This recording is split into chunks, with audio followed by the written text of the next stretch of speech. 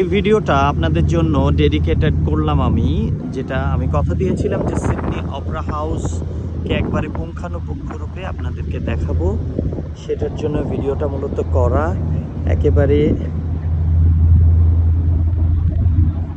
সিডনির যে সমুদ্র সৈকত সেটার ঠিক পাশে পার্ল হারবারকে ঘিরে এবং রাজধানীর একটা অংশকে ঘিরে এই অপেরা হাউস, যেটা ইউনেস্কোর অন্যতম সপ্তম আশ্চর্যের সেটাই নির্মাণ করা হয়েছে। 1973 সালে এটার উদ্বোধন করা হয়।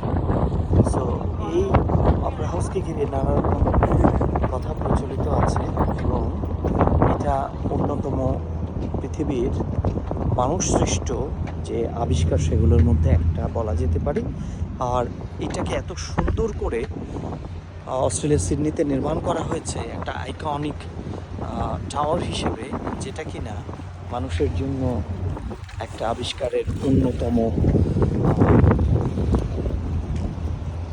সাফল্য বলা যেতে পারে। তো এটাই হলো মূলত সিডনির অপেরা হাউসের বাইরের অংশটা। আর ভেতরের যে অংশটা সেটার জন্য ট্যুর গাইড বুক করতে হবে। আমি আজকের মতো বন্ধ হয়ে গেছে, সো আগামীকালকে আমি এই ট্যুর গাইডটা আশা করি বুক করতে পারবো এবং আপনাদেরকে সিডনির যে অপেরা হাউস সেটার ভেতরেও দেখাতে পারবো।